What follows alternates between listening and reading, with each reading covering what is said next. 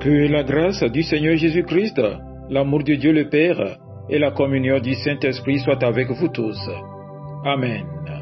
Le texte biblique retenu pour notre méditation de ce mercredi 26 novembre 2025 est tiré du deuxième livre de Samuel, au chapitre 6, les 5 premiers versets. Le thème de ce jour est le suivant: Réjouis-toi avec ton peuple en la présence du Seigneur. Prions. Seigneur notre Dieu, ouvre maintenant nos cœurs à ta parole, que ton esprit éclaire nos pensées, ranime notre foi et nous conduise dans ta vérité.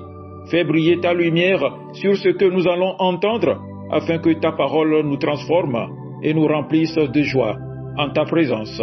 Au nom de Jésus-Christ. Amen. 2 Samuel chapitre 6, les 5 premiers versets. David rassemble de nouveau tous les meilleurs soldats d'Israël. Ils sont 30 000. Il part avec eux pour Bala, en Juda. Il veut ramener de là le coffre sacré.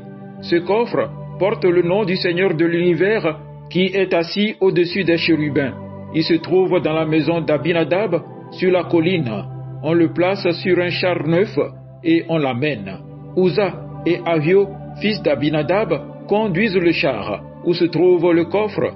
Ahio marche devant.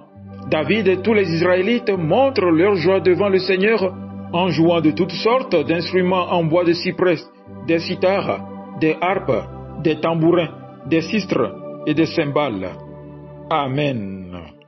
Bien-aimés dans le Seigneur, dans 2 Samuel chapitre 6, David ramène l'arche de Dieu, symbole de la présence du Seigneur, au centre de la vie du peuple. Le texte nous montre Israël rassemblé, en marche, dans la joie, en louange. Ce que Dieu a fait avec Israël, il veut encore le faire avec nous. Nous inviter à nous réjouir ensemble dans sa présence. La présence de Dieu rassemble son peuple. David rassembla encore tous les hommes d'élite d'Israël. La joie commence par un rassemblement. Dieu aime quand son peuple se réunit, chante ensemble, marche ensemble, adore ensemble. Chaque culte, chaque fête, chaque convention est un rappel. Dieu nous rassemble pour se révéler à nous.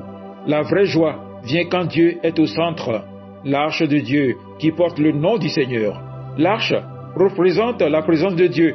David veut ramener Dieu au centre parce que la joie spirituelle naît lorsque Dieu retrouve sa première place. David déplace l'arche. De même, nous devons parfois déplacer des priorités, des habitudes, des distractions pour redonner au Seigneur la première place. Et quand Dieu est au centre, il se passe quelque chose de puissant.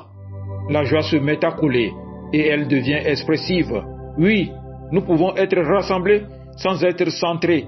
Mais quand Dieu est au centre, la louange devient vraie, la foi se ranime, la joie coule. David et toute la maison d'Israël jouaient devant le Seigneur. Israël chante, danse, célèbre. Ce n'est pas du bruit, c'est l'expression d'un cœur rempli de Dieu. Cette joie, nous la vivons dans nos fêtes, dans nos conventions, dans nos processions.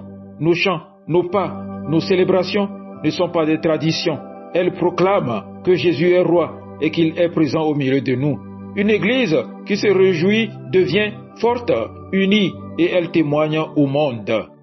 2 Samuel chapitre 6 nous enseigne: Dieu rassemble, Dieu recentre, Dieu réjouit.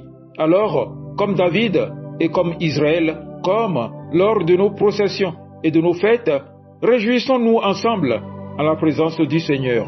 Qu'il soit au centre, qu'il remplisse nos cœurs et que notre joie soit un témoignage vivant. Amen. Agréable journée à vous tous.